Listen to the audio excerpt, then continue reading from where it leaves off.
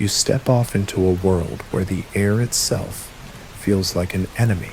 The moment you breathe, the cold sinks claws into your chest, and your lungs seize as if they were shocked by fire instead of frost. At minus 71 degrees Celsius, there is no such thing as air that is simply cold. It is a substance, a living force that slaps your skin, stings your nose, and settles into your bones with a permanence that is terrifying. You draw one breath and see it crystallize instantly, a cloud of white steam blooming around your face before freezing into tiny shards that drift downward like dust. Every exhalation is visible, every sound seems muted, and in that silence, you realize you have stepped into one of the most inhospitable places on Earth, Yakutia, Siberia.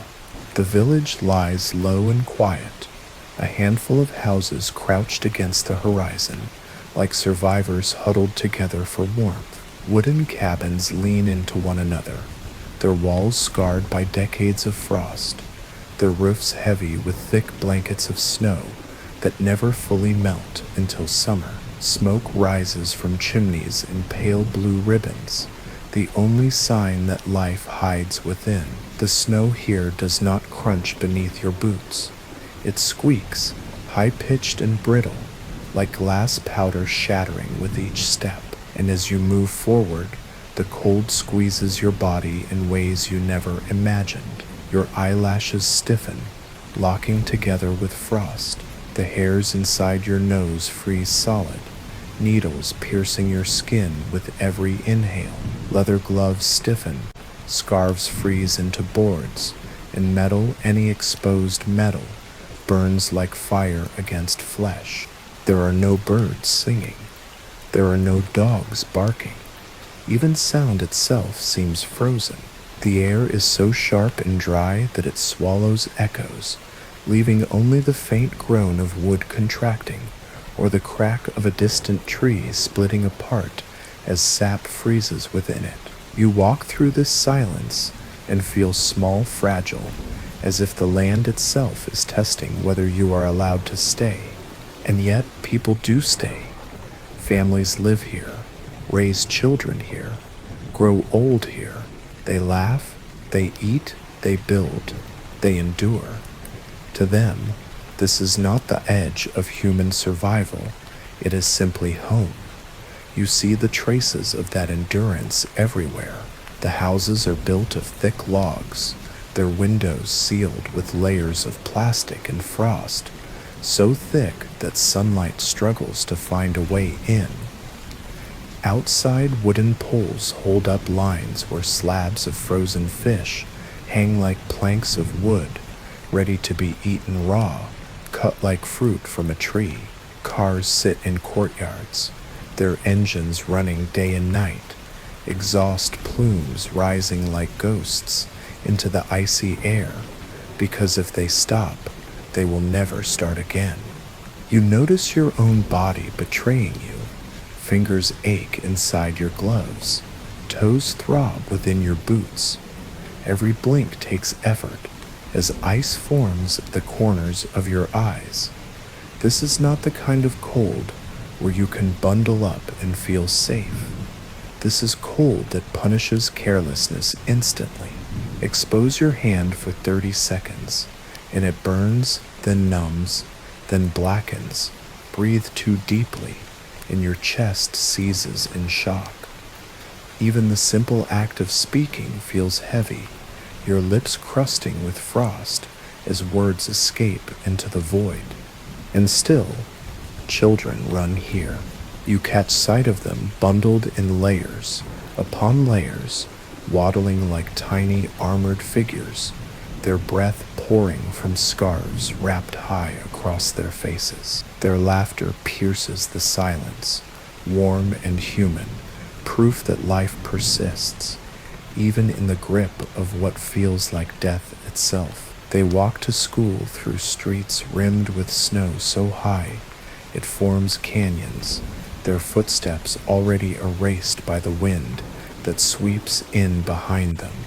You keep moving, each step reminding you of how fragile you are here. Home, this is not a place where visitors linger. This is a place that demands respect, constant vigilance, and a humility before nature's indifference. The villagers know this. They move with practiced efficiency, their routines honed by generations. When they go outside, it is only for purpose: to cut wood, to fetch ice, to tend animals. Every movement is deliberate, every gesture calculated to conserve warmth, to minimize risk. There is no idle strolling, no careless wandering. In Yakutia, outside is not leisure. Outside is survival. You stop for a moment in the middle of the village. The sky above you, a pale blue dome streaked with the faintest blush of sunlight. It offers no warmth. The sun here is only a lamp, not a fire. The shadows stretch long and blue across the snow, and the silence presses in again, heavier than before. It is not the silence of peace. It is the silence of something vast and merciless, a silence that says, I will not move for you. You will move for me. You breathe again, a shallow inhale that burns your throat, and you imagine what it means to live here every day. To wake knowing that the very air could kill you, that the world outside your door is an enemy you must constantly battle, and then you realize the truth. It is not just about enduring the cold. It is about finding a way to live inside it, to weave it into your life, to shape your days around its presence until it becomes as ordinary as the rising sun. The villagers have done this. They smile, they laugh, they raise children, they plant memories in soil that never thaws. They have transformed the unthinkable into the everyday. And as you stand there, frost stiffening your eyelashes, lungs heaving against the frozen air, you understand this is not just a place on the map. It is a testament, a living proof of how far human resilience can stretch. And the day has only just begun. Inside the wooden cabin, morning begins not with sunlight, but with fire. The stove is the heart of the house, the only thing standing between life and a night that could kill. Even before the first person stirs from under heavy quilts, the stove is already fed again, logs tossed onto coals that glow red beneath a skin of white ash. You hear the soft crackle as wood catches, the hiss as frozen sap bursts into steam, the pop of fibers snapping as flames eat deeper. Slowly the warmth radiates outward, not quickly, not generously, but enough to thaw the air closest to it. You open your eyes and see your breath clouding the room. Even with the stove alive, frost still coats the inside of the window panes, curling in white ferns across the glass. The walls groan faintly as they contract in the cold, every board stiffened by the weight of frost outside. Inside the blankets, you are a cocoon of warmth. Outside them, the air stings like needles. Rising from bed is not an act of habit. It is an act of courage. The family stirs slowly, each person wrapped in layers, before daring to leave the quilts. Quilts themselves are thick, sewn from whatever material could be gathered, stuffed with wool, lined with fur. They are not elegant, but they are shields. One by one, people emerge from beneath them, pulling on layers, even before stepping into the open room. The stove is fed again, and water is set nearby to thaw. Blocks of ice gathered days before sit in buckets, slowly turning to liquid. Here water does not come from a tap. It is carved from rivers, hacked free with axes, dragged back as slabs that glisten like glass. Without fire, it remains frozen, impossible to drink, impossible to wash. The fire must melt it, just as it must warm food, heat bodies, soften the air. The smell of smoke is everywhere. It clings to clothes, hair, blankets, even skin. The chimney hisses as hot air pushes upward, the only sign of warmth escaping into the pale morning sky. You taste the smoke at the back of your throat, bitter and sharp, but it is comfort. Smoke means fire, and fire means survival.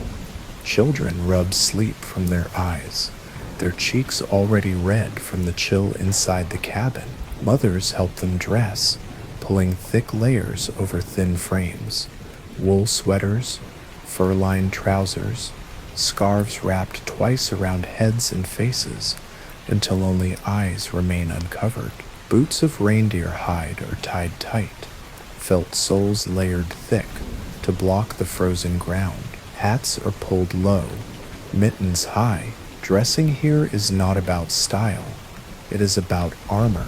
Every layer is another shield, another wall between flesh and frost. Breakfast is simple but heavy, made to fight the day. Thick porridges, bread still warm from the oven, fat rich meats that give energy to muscles that will strain against the cold. Children eat quickly, steam rising from bowls, mouths fogging the air as they chatter. Adults eat slower, quieter, already thinking of the tasks outside: wood to cut, animals to tend, work that must be done no matter what the thermometer says. The sound of boots against the wooden floor signals the moment the door is opened. A blast of air sweeps in, colder than anything inside. It cuts across the room, swirls smoke, stiffens breath. The door is closed quickly, but the reminder lingers. The outside waits, merciless, patient, eager to claim anyone who steps out unprepared. And yet, they will step out. They always do. This is their life, their rhythm, their ordinary. The stove burns, the children are bundled, the adults prepare, and soon the door will open again. Outside the village waits, white and endless, a kingdom of frost. But inside, for a brief moment, the cabin is a refuge, a small island of warmth in a sea of cold. You sit close to the stove, feeling the heat on your hands, your cheeks flushed against its glow. Behind you, the window still frosts, proof that the fire has not won, only pushed the cold back a little. The morning ritual is not triumph, but negotiation, a fragile truce that must be renewed again and again, log by log, breath by breath. This is how the day begins in the coldest village on earth. You cannot step outside here without first waging a battle against the air itself. Clothing is not fashion, not even comfort. It is armor. Without it, the cold will find you, sink into you, and claim you. At minus 71 degrees Celsius, the wrong choice of clothing is not an inconvenience, it is a death sentence. So the ritual begins. First, the innermost layers, thin but vital, wool socks pulled high, often 2 or 3 pairs at once, each one rough against the skin, but necessary to trap heat. Cotton is useless here. Cotton freezes. Wool breathes and holds warmth, even damp with sweat. Over the socks go felted boots, stiff and thick, the soles heavy as shields. Sometimes they are lined with hay or reindeer fur, a trick passed down through centuries. The boots are so bulky you waddle, but that is the point. Each step is meant to preserve your toes. Then come the trousers. Ordinary pants are nothing here. They would stiffen into boards within minutes. Instead, thick wool trousers are layered beneath outer shells of fur or modern insulated fabrics. The weight presses on the hips, but it is a comforting weight, like carrying a wall between your skin and the icy air. Over this comes the coat, and here tradition often trumps modernity. Down jackets and synthetic layers work, but nothing compares to reindeer hide stitched into long parkas, fur facing inward, leather facing out. The villagers know this. They have always known this. Modern coats freeze, but fur is alive, breathing, bending, forgiving in the cold. Hands are a problem of their own. Gloves are not enough. Fingers freeze too quickly. Instead, mittens are pulled on, giant padded mittens lined with sheepskin or fur. They are clumsy, incapable of precision, but that does not matter. Out here, you are not writing letters or threading needles. You are holding axes, pulling sled ropes, carrying wood. The mittens keep blood flowing, and that is all they must do. Then the head, the most fragile battlefield, a wool cap pulled low, covering ears. Over it, a hood lined with fur, thick as a pillow. Some wear fox hats, tails still dangling, the animal's warmth wrapped around human skulls. Others wear modern fur-trimmed hoods, heavy and enormous, encircling the face in a ring of frost-catching hair. Scarves are wound again and again until mouths disappear, until only 2 eyes remain exposed to the world. Even these eyes do not escape. Eyelashes freeze within minutes, crystals forming so thick they glue lids together. Children laugh at it, scraping ice from their faces. But the danger is real. Blink too slowly, and your vision clouds with frost. Finally, the finishing touches, belts tightened around coats, ropes tied around boots, every gap sealed, every seam checked. Skin left bare is an invitation to frostbite, and frostbite here does not forgive. The villagers know exactly how long it takes for skin to blacken. They have seen it, they have felt it. When they step outside, they move like armored figures, bulky, slow, every joint thick with layers. From a distance they look almost identical, each one a walking mound of wool and fur, scarves stiff with frost, mittens clumsy and swollen. They do not look like men and women in the ordinary sense. They look like survivors in a frozen war zone, soldiers in a battle against a sky that does not care whether they win or lose. Imagine yourself dressed this way. You are heavy, awkward, swaddled, like a child. Every breath fogs the scarf before your face, then freezes, turning fabric into a stiff mask. Every step squeaks in the snow, boots dragging with effort.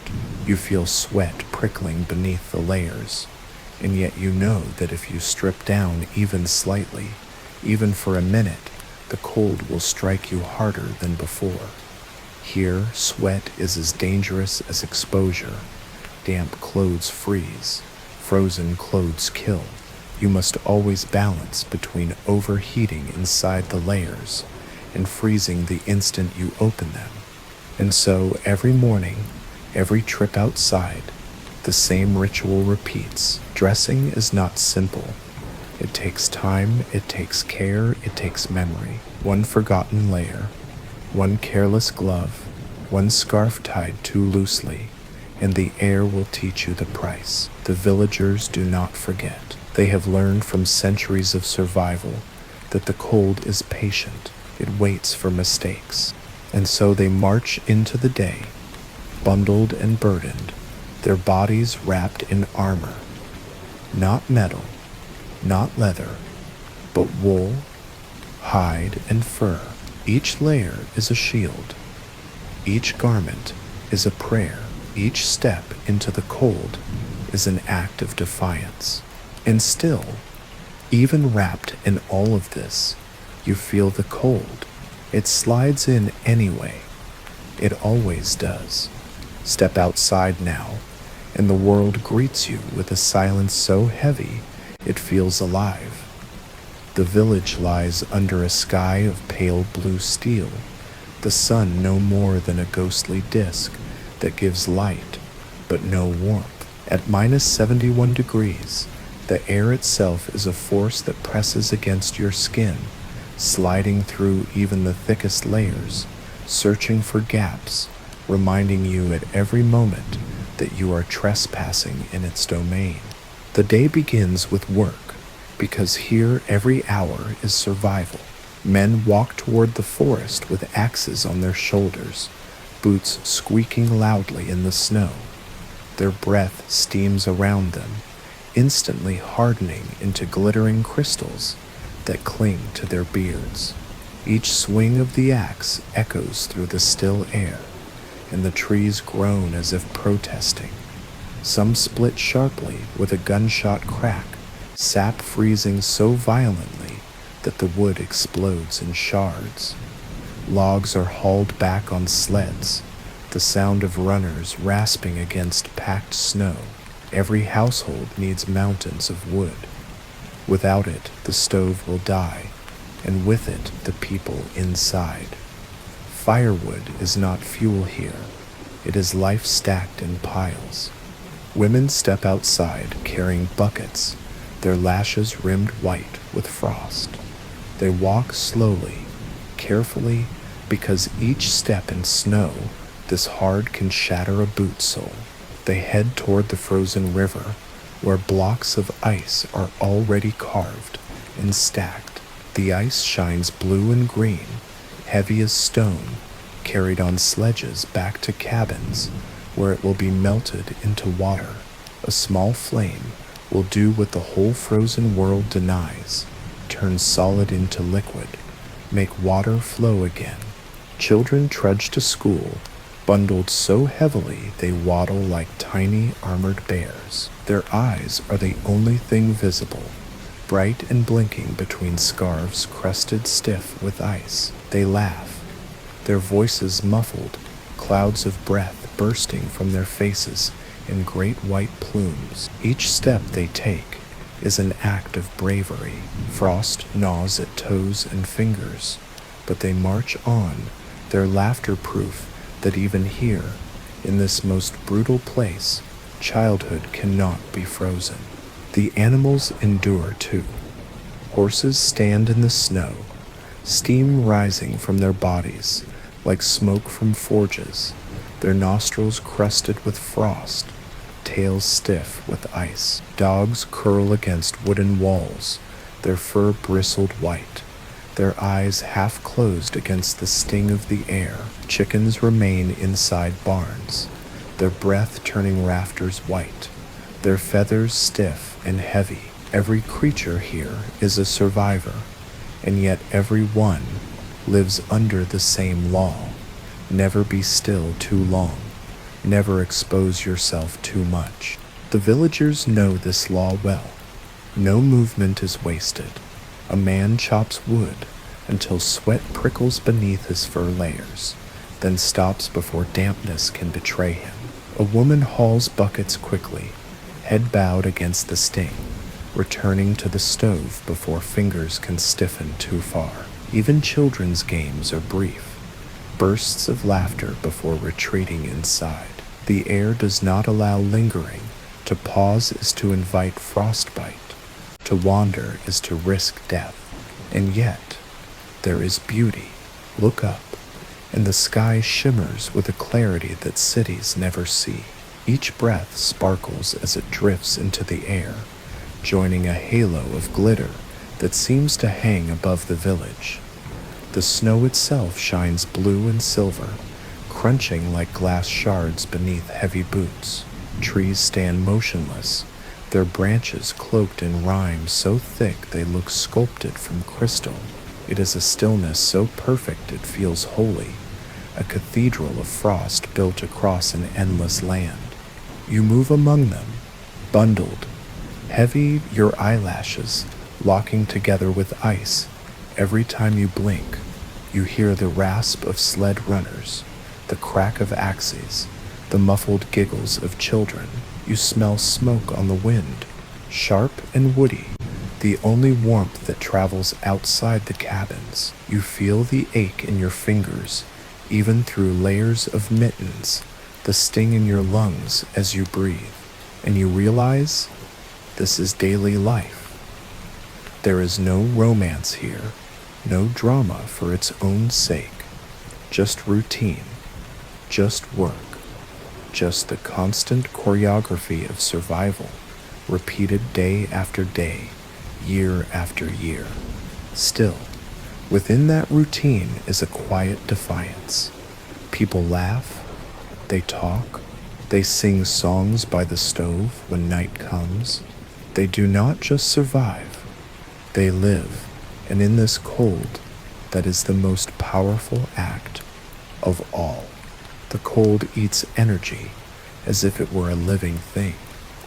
Every breath, every movement, every step through snow burns fuel from your body faster than you imagined possible. At minus 71 degrees, survival is not only about warmth, it is about food. The people of Yakutia know this. They eat not for pleasure, not for indulgence, but for endurance, and every meal is built to fight the cold.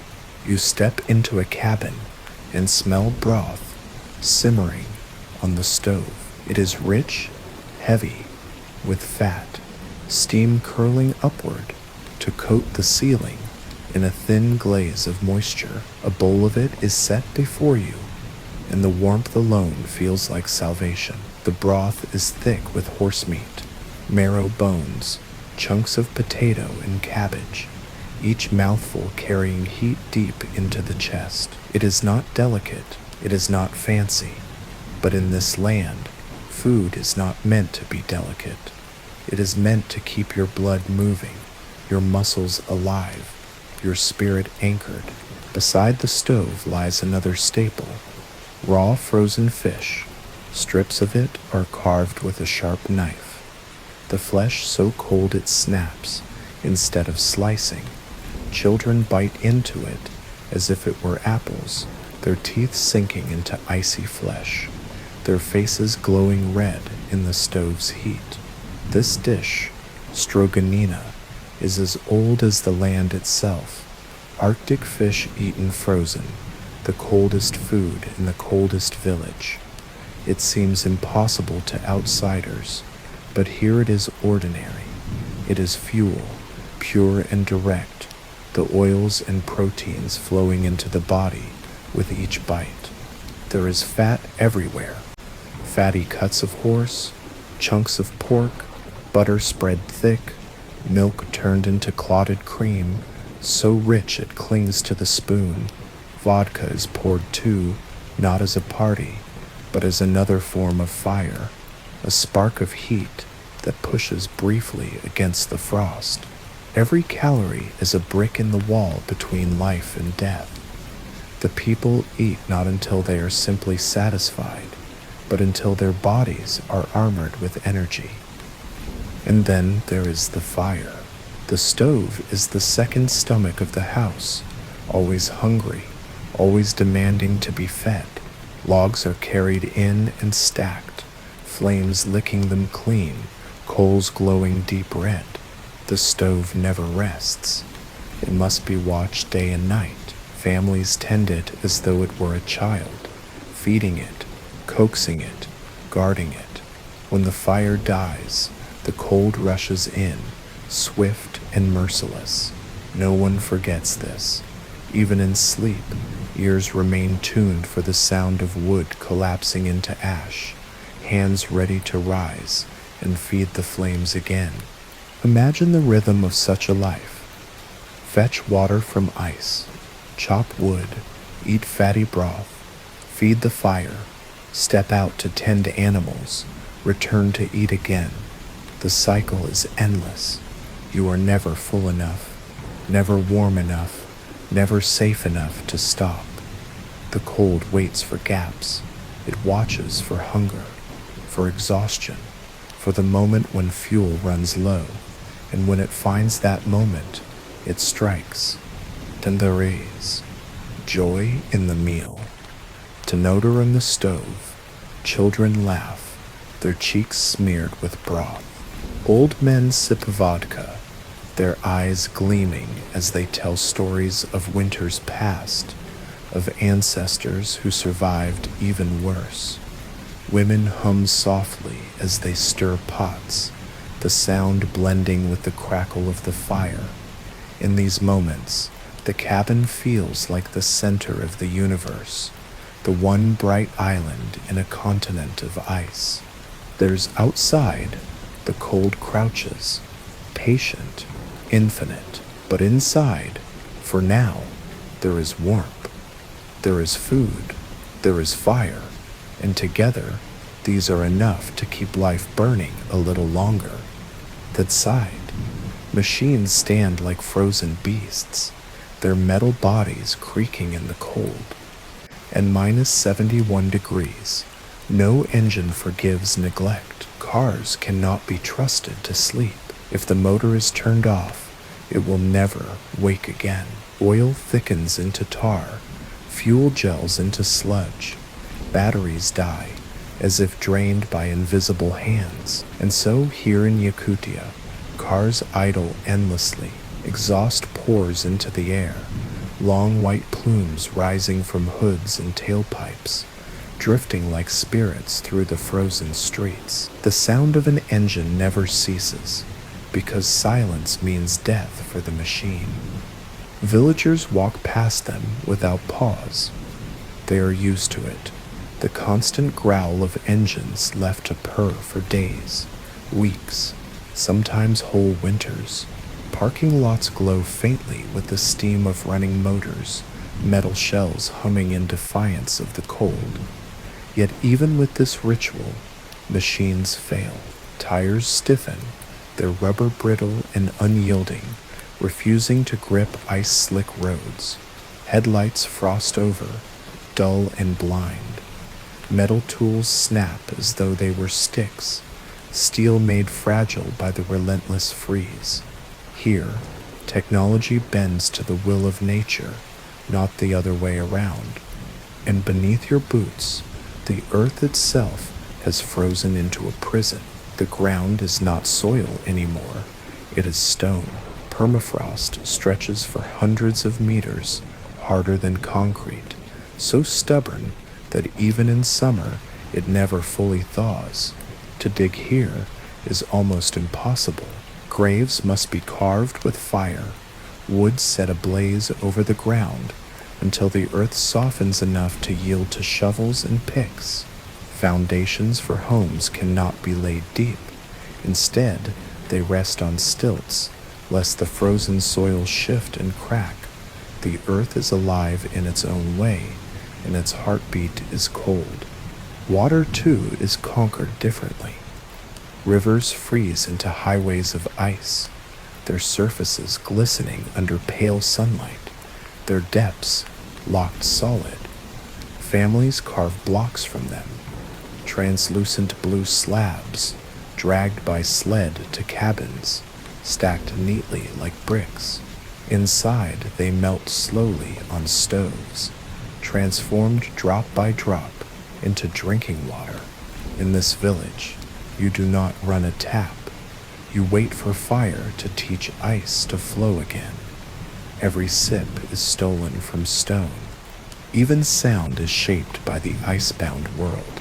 A tree swollen with sap will split without warning, a thunderous crack echoing across the still air. Axes ring sharply as they strike frozen wood, each impact like glass breaking. Your boots squeak on snow so dry it sings, a high-pitched cry that startles you until you realize it is only the sound of footsteps. Even silence is not silence here. It is filled with the quiet groans and cracks of a world under siege by frost. You pause and listen. Somewhere a car idles, its low growl constant, a reminder that even machines must shiver to stay alive. Somewhere else, the echo of an axe rings through the forest, followed by the rasp of a sled, dragged across ice. Beneath it all, the stillness of frozen earth radiates upward, unmoving, unchanging, eternal. And in that stillness, you feel the scale of what it means to live here. Every machine, every tool, every task must bow to the cold. There is no bending it, no mastering it, no defeating it. The earth is locked, the rivers frozen, the metal brittle. The only choice is to adapt, to adjust, to survive. And so they do, generation after generation, carving life out of a land that refuses to soften. The cold has no mercy, but neither do the people. They endure it, shape their lives around it, and in doing so prove themselves as unyielding as the ground they walk on. Evening falls quickly, as though the sun itself is too weak to linger. The pale disk sinks behind the horizon, and with it the light drains from the world. Shadows stretch long across the snow, and soon the village lies beneath a dome of blue twilight, the kind of light that makes every shape look sharper, every breath more visible, every sound more profound. The temperature drops lower still, as if night were pulling the cold tighter around the earth. Cabins glow faintly from within, yellow squares of light seeping through frost-crusted windows. Inside, stoves roar, families huddle closer, and the day's labors are done. Outside, the silence deepens. You step into it and feel the air seize your lungs again, the frost biting your cheeks, your eyelashes freezing into white combs within minutes. Every step squeaks in the snow, echoing louder now in the stillness. Then you look up. The sky has opened. Across its vast black canvas ripple the northern lights, curtains of green and violet shimmering like the hem of some celestial robe. They shift and fold, rolling silently from horizon to horizon, as though the heavens themselves are alive and breathing. Against the frozen land below, they are almost cruel in their beauty, fire painted across a sky that gives no warmth. Children run outside to stare, their faces wrapped tight in scarves, their eyes wide. Adults glance upward too, though they do not linger. To them it is familiar, but no less sacred. The aurora is a reminder that even in the harshest places, beauty refuses to die. The night carries other sounds. The tree splitting in the distance, its trunk bursting open with a crack so loud it echoes like a gunshot. Somewhere a dog barks once, then falls silent, curling back into its ball of fur. Sled runners scrape faintly as someone makes a late journey across the snow. But mostly there is stillness, vast and absolute, the kind of stillness that feels holy, the kind of silence that presses on the ears until you hear only your own breath. Families sit inside their cabins, close to the fire. Children play simple games with carved wooden toys. Elders sip tea from steaming cups, the sharp scent of herbs mingling with the ever-present smoke of the stove. A father reaches for a bottle, pours vodka into small glasses, lifts it with a quiet toast to survival.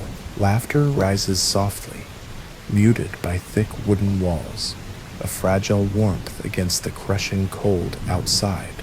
You close your eyes for a moment and listen to the rhythm of the night. The fire crackles, a kettle hisses softly as it warms. The wind brushes faintly against the shutters. For a brief moment, you forget the world outside until the draft slips in again, curling across the floor, reminding you of what waits just beyond the door. Step outside once more, and the aurora is still there, brighter now, brighter than you believed possible. It dances across the sky, a river of living light, silent and infinite. It does not care for human eyes or human hearts, and yet it gives them wonder. Here in the coldest village on earth, where air burns and rivers freeze into stone, the sky gives its gift freely.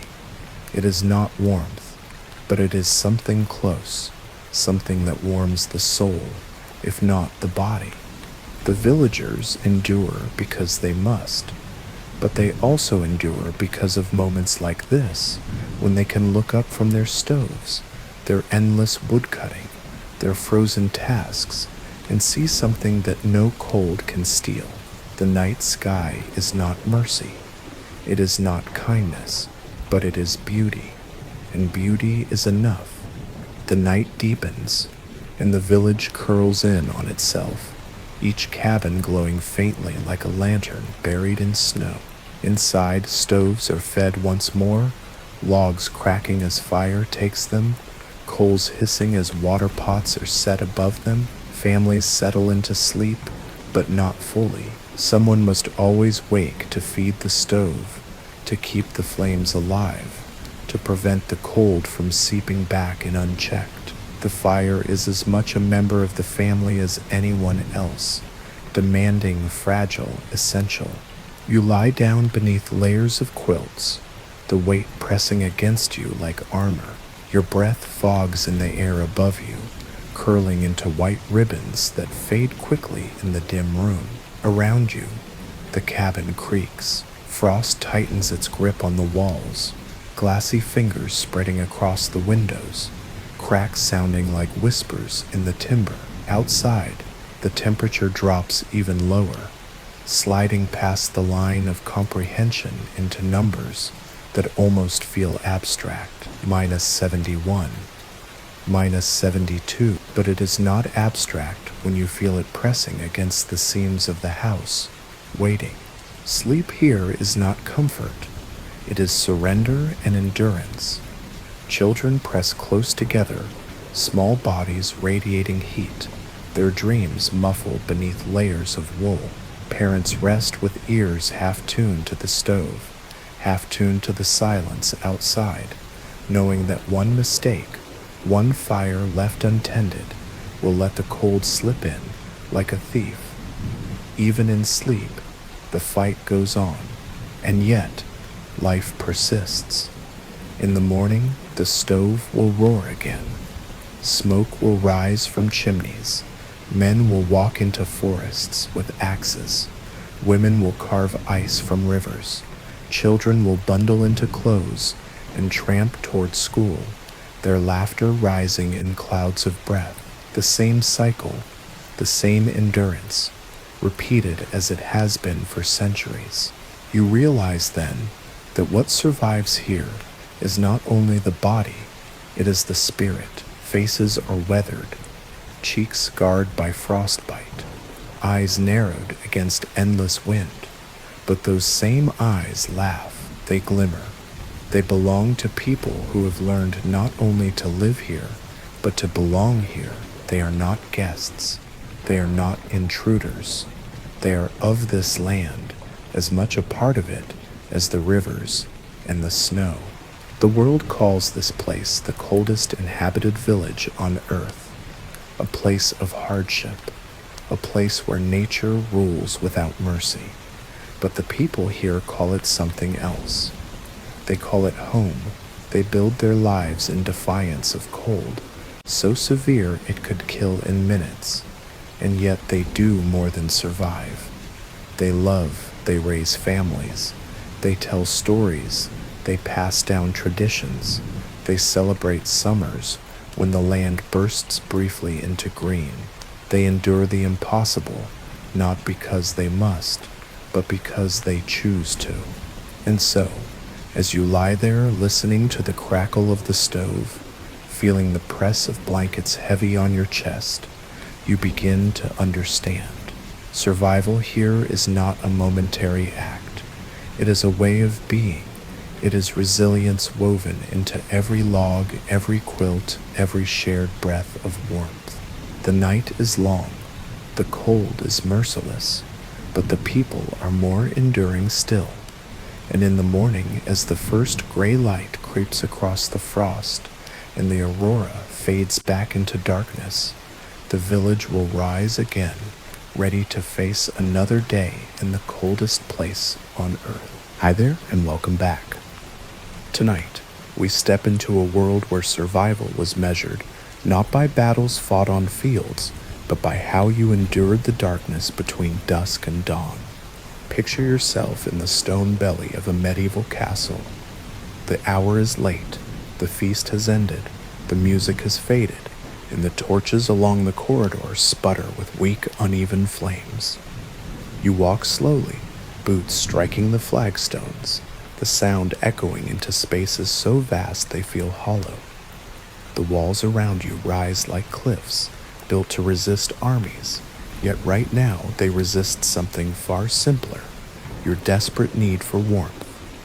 Before you drift off, do me a small favor and tap the like button and subscribe, but only if you actually enjoy what I do here. Drop a comment telling me where you are listening from and what time it is for you. Now, dim those lights, flip on a fan for that gentle background hum, and tuck yourself under the sheets. The air is cold, not the kind of gentle chill that makes you pull a blanket closer on a modern evening, but the sharp, biting cold that seeps into your bones.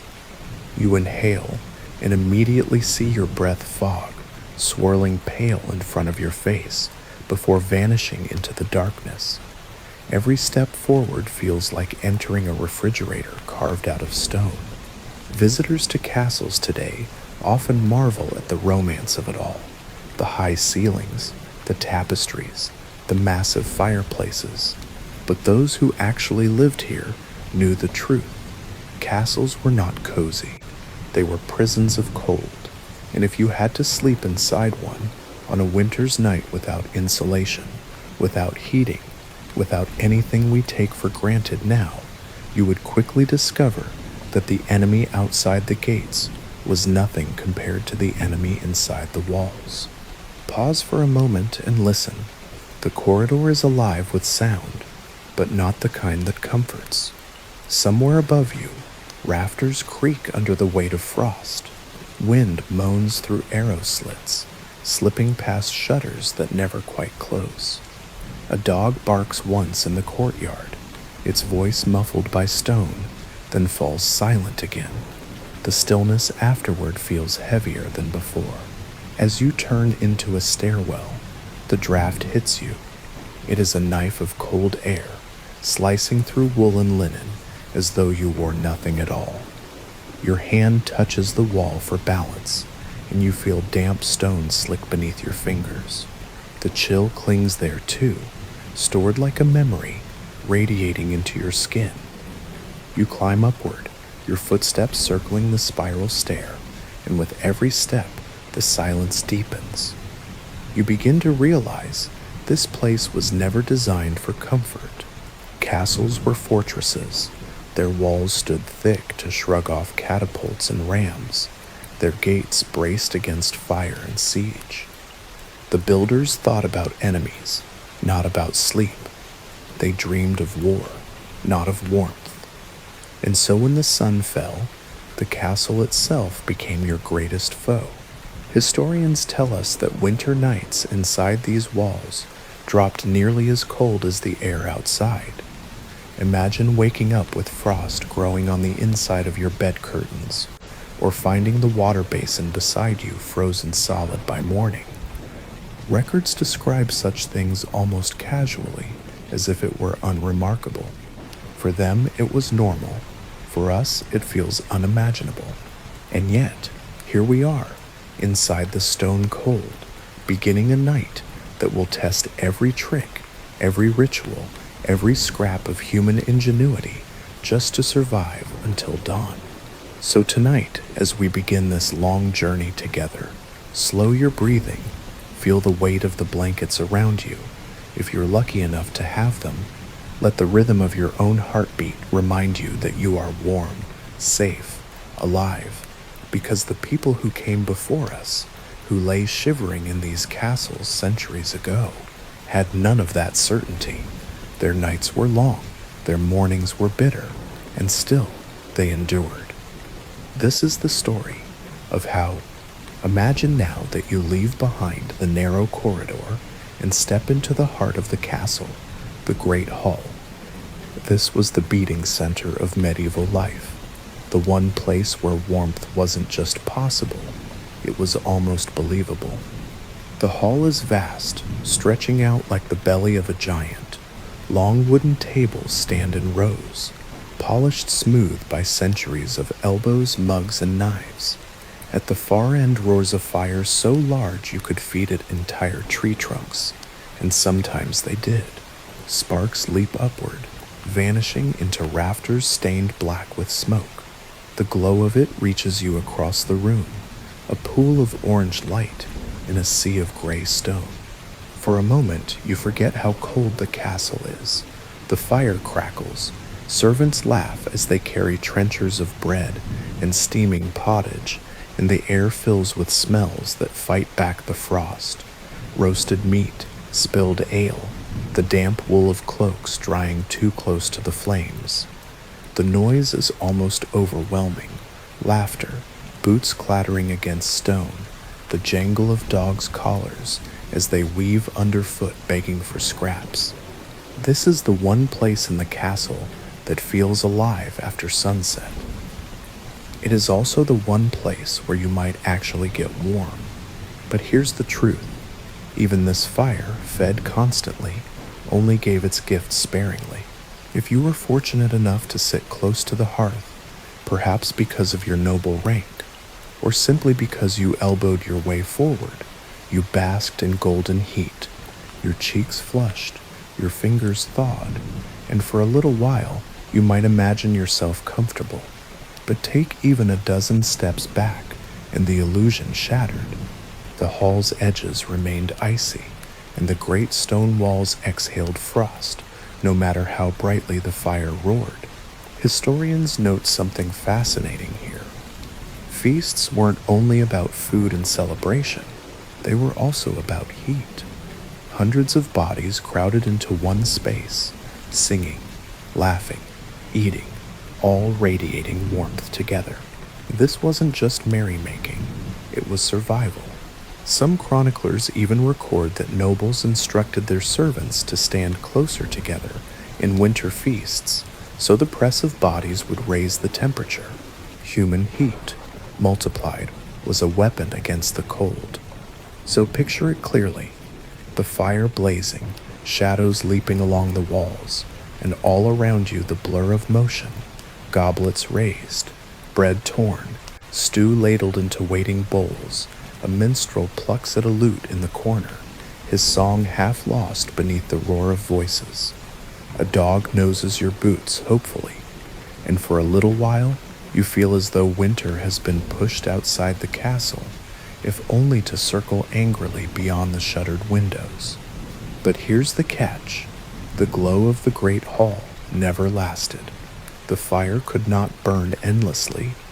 Logs, even tree trunks, vanished into embers, and eventually the servants let it sink lower. As the feast ended and the hall emptied, silence returned, and the cold reclaimed its territory. Within an hour or two, even this most welcoming space returned to what the castle always was, a cavern of stone, heavy with drafts. Many travelers dreaded the moment they had to leave this hall. They lingered as long as possible by the fire, stretching out their hands to catch the last sparks of warmth. The closer they stood, the hotter their skin burned. Cheeks stung, eyes watered with smoke, but behind them, their backs already felt the cold creeping in. Eventually, though, the embers glowed low, shadows lengthened, and the servants snuffed the candles one by one. The great hall grew quiet, like the chest of a giant slowing into sleep. And then came the most hated moment of all, the walk away. You turned toward the staircases and passageways, knowing that whatever warmth you carried in your bones would drain away the instant you stepped through the door. Many chroniclers wrote of this transition, the shock of moving from the golden glow of the great hall into the frozen dark of the castle. Some even claimed the shiver it caused lasted all night. And yet, that's what made the great hall so symbolic. It wasn't just a room, it was a ritual. It was the promise that for a few hours, the household could remember what warmth felt like, a defiance against winter, even if only temporary. So picture yourself now at the end of such a feast. You rise reluctantly from the bench, your cup drained, your hands still faintly glowing from the fire. The hall is quieter now, shadows stretching high against the blackened rafters. You glance back one last time at the embers, knowing that when you return in the morning, they'll be cold ash. You wrap your cloak tightly, brace yourself, and step toward the stair. Behind you, the fire hisses softly, fading into silence. Ahead of you, the castle waits, dark, cold, merciless. And so begins the real test of the medieval night. No, you've lingered as long as possible in the glow of the great hall. The warmth has soaked into your cheeks.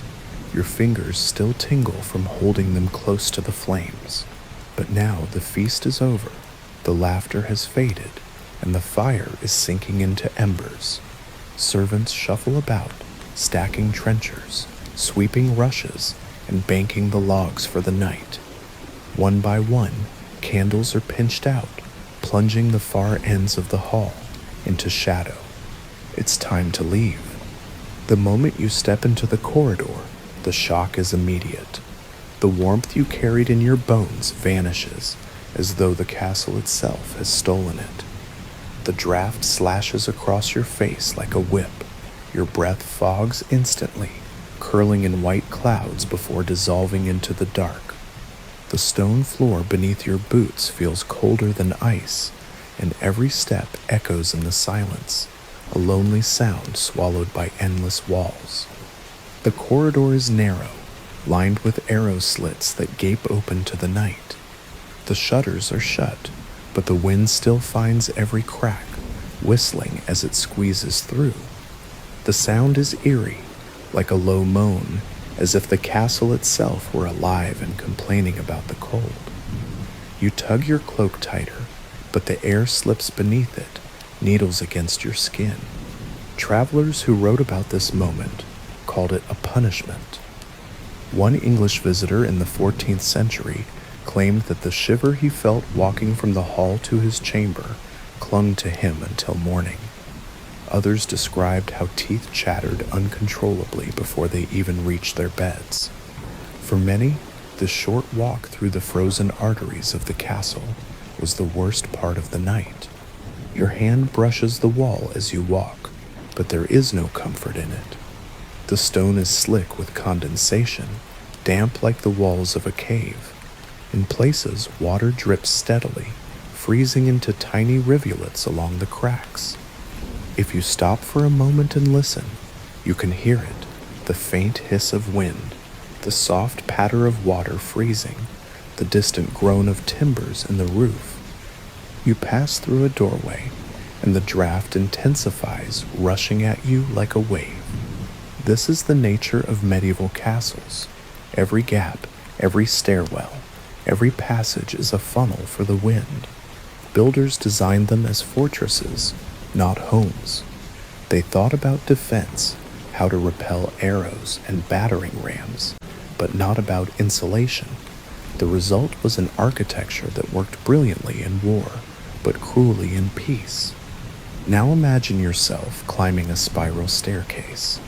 The steps are worn smooth by centuries of feet, but each one is icy beneath your boots. The air gets colder as you rise, not warmer. Towers were proud symbols of strength, but they caught the wind mercilessly. The higher you go, the sharper the drafts cut, until you feel as though you are climbing straight into the winter sky itself. At the top, the corridor narrows again. A single torch sputters in its bracket, flame guttering as the wind toys with it. Its light throws long shadows across the walls, shadows that sway, and stretch until the stones seem alive. You pause, staring at them, realizing that this darkness is as much an enemy as the cold. Sleep will not come easily here, and yet this was the nightly routine of everyone who lived in these castles. Nobles, servants, guards, they all endured the same icy pilgrimage from fire to bed. Some dreaded it so much that they slept in the hall itself, curling on benches near the embers rather than face the corridor. But most did not have that choice. Their chambers awaited them, and so they trudged onward, cloaks clutched, teeth clenched, praying for the relief of blankets and curtains. Think about how different this is from your world. Tonight, when you leave your living room, the warmth follows you into your bedroom without question. Central heating hums softly in the background, invisible, effortless. But for them, every step away from the fire was a descent into hardship. Every corridor was a gauntlet, every staircase a reminder that stone, for all its strength, could never be made truly hospitable. So you keep walking, the torchlight flickering on damp walls, the draft whistling in your ears. Your chamber door is ahead, a heavy slab of oak bound with iron. You push it open, hoping for refuge. But what lies beyond is no salvation. The fire is far behind you now. The great hall glows only in memory, and what waits in your chamber is not comfort, but another kind of cold altogether. You push open the heavy wooden door to your chamber, expecting at least a hint of relief. But instead, the cold inside is no less sharp than the corridor you just left. In some ways, it feels worse. The walls rise around you like cliffs, massive blocks of stone, 12 feet thick in places, stacked to withstand sieges and battering rams. They were meant to keep men out, and they did. But in doing so, they also trapped the night air in, and once that cold seeped into the stone, it never left. The truth of medieval castles is this: the very strength that made them fortresses also made them refrigerators. Imagine running your hand along the wall. It is slick with condensation, cold enough to sting your palm.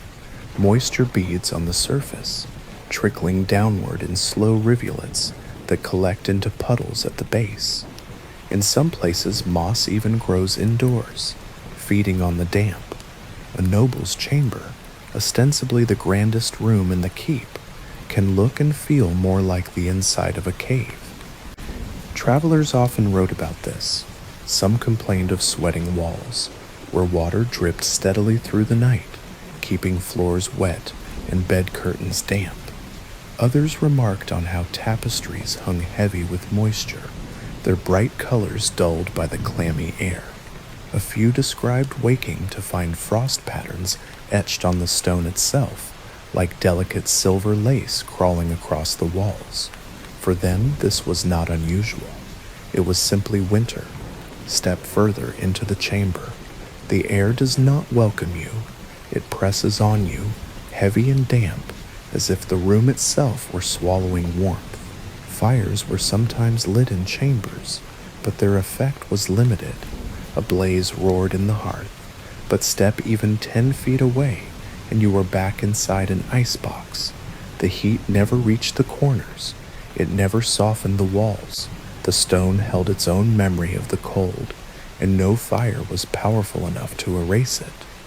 Imagine lying in bed against this backdrop, the curtains drawn around you, the blankets piled high, and still your breath clouds in the dark. You shift beneath the covers and hear the faint drip of water hitting the rushes on the floor. Your ears pick up the groan of wood as it shrinks against frost. You are wrapped tightly, and yet you cannot escape the presence of the walls. They loom silently, indifferent to your discomfort, radiating their chill hour after hour. This is what made castles so deceptive. From the outside, they appeared invincible, towers rising above the landscape, banners snapping proudly in the wind. But from the inside, They were hostile, merciless, impossible to tame. Nobles who could command armies and crush rebellions still lay shivering at night, powerless against the simple physics of stone and winter. Historians debate how much people tried to fight this. Tapestries were hung across walls, not only for decoration, but to create a thin barrier against drafts. Wooden panels were sometimes installed, forming a second skin to soften the impact of the stone. Servants stuffed gaps with moss or cloth, desperate to block even the smallest slit of air, but the battle was always uneven. The cold always found its way back in. And so, sleeping in a medieval castle was never just a matter of resting. It was a kind of siege, one fought not with swords and arrows, but with blankets, curtains, furs, and fire. The enemy was invisible, but relentless. The walls themselves became combatants, breathing frost into every corner, soaking every rush with damp, holding fast against every attempt to make the room livable. Think about that as you sit in your own home tonight. Your walls keep you safe, but they also keep you warm. For them, walls were only half the promise. Yes, they stood against invaders, but they turned every night into an ordeal. So you sit in this chamber now, hearing the slow drip of condensation, feeling the chill radiating from stone, watching your breath cloud the air. You are in a fortress, yes, but more than that, you are in a prison of ice, and the night has only just begun. You shuffle deeper into the chamber, boots scraping across the floor. At first you might expect polished wood, or perhaps a rich carpet, something befitting a noble's quarters. But instead, your feet crunch softly against something far humbler. Rushes. These were bundles of reeds, straw, or grasses spread across the stone floors. At first glance, they looked like nothing more than mess, but to medieval people, they were more than decoration. They were survival. Imagine the room without them. Bare stone, slick with condensation, seeping cold into every step. The rushes formed a crude insulation, lifting you slightly above the damp and softening the unforgiving floor. When freshly laid, they smelled faintly of the outdoors, earthy, grassy, with the clean sharpness of plants gathered from riverbanks and meadows. For a little while, it almost felt as if summer had been carried inside. Households renewed them a few times each year, especially in winter. Servants hauled in fresh bundles, scattering them thick across the floor until the stone was buried under a soft, rustling carpet. To walk across them then was to hear the gentle crunch of dried stalks, to catch whiffs of lavender or rosemary sprinkled in to disguise less pleasant odors. Because here's the truth, the charm didn't last.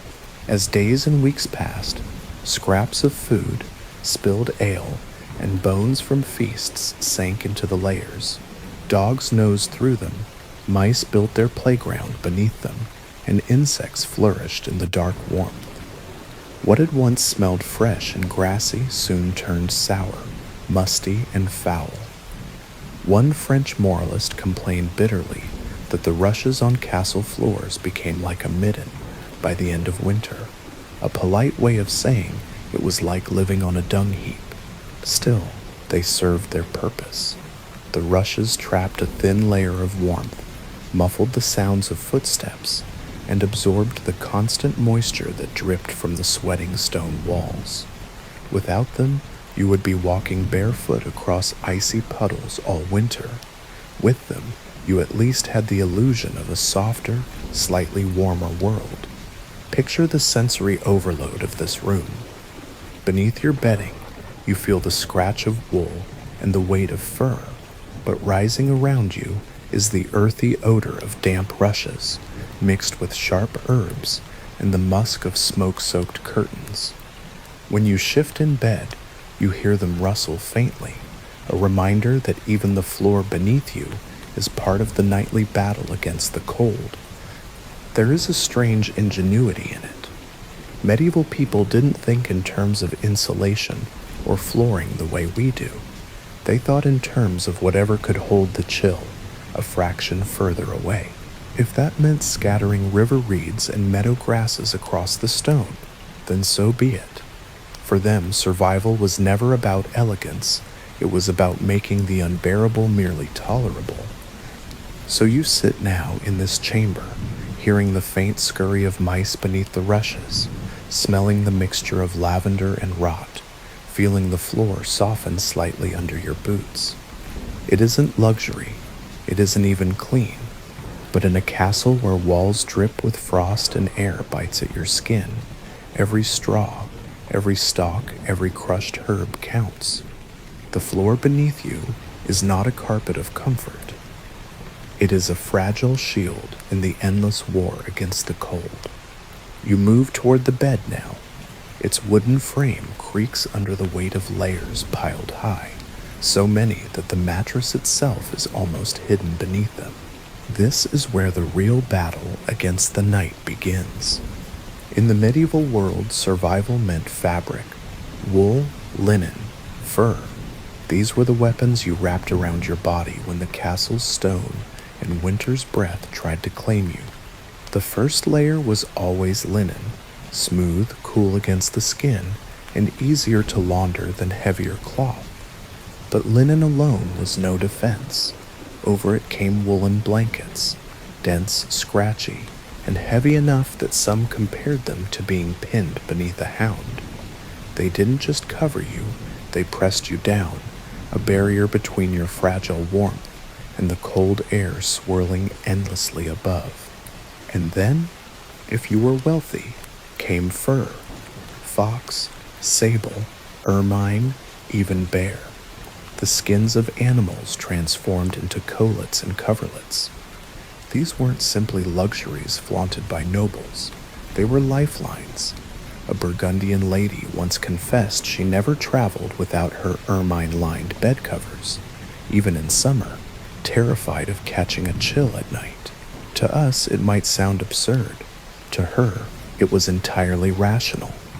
Drafts crept everywhere, cold seeped through every gap, and furs were the closest thing they had to armor against it. But there was a cost. Layer upon layer made the bed heavy, oppressive.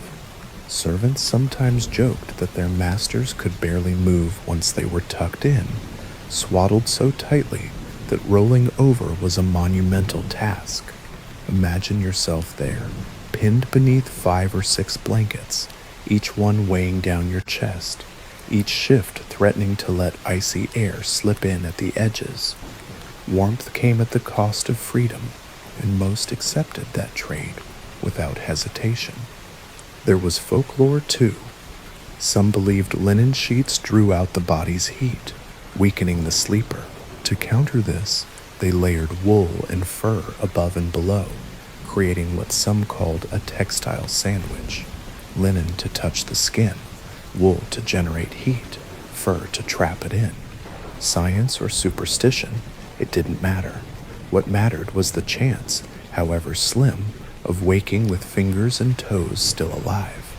Inventories from noble estates show just how seriously people took this.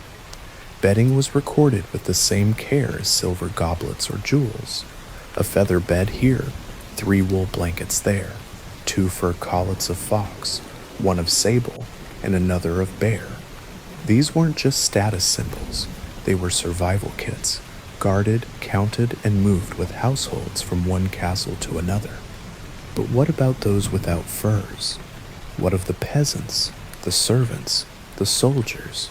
They relied on coarse wool alone, patched and thinned over years of use. Their blankets smelled of lanolin and smoke, sometimes damp, always scratchy. They lacked the glamour of fox or ermine, but still they did the job. Wrapped tightly enough, layered thickly enough, even coarse wool became a fortress of warmth. Now imagine lying beneath these layers, the linen cool at first, then warming slowly with your skin, the wool scratching faintly at your chin, its weight pressing you into the straw mattress. The fur dense and musky above, carrying the smell of the hunt or the stable, but keeping the drafts at bay. Your body shifts slightly, but no more than that. You dare not throw back a blanket, dare not break the cocoon. Outside the curtains, the room is freezing, but inside this mountain of fabric, you might just have a chance.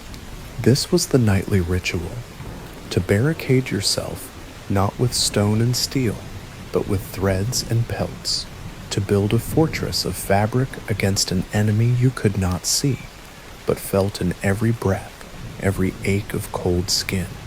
The bed was no longer just a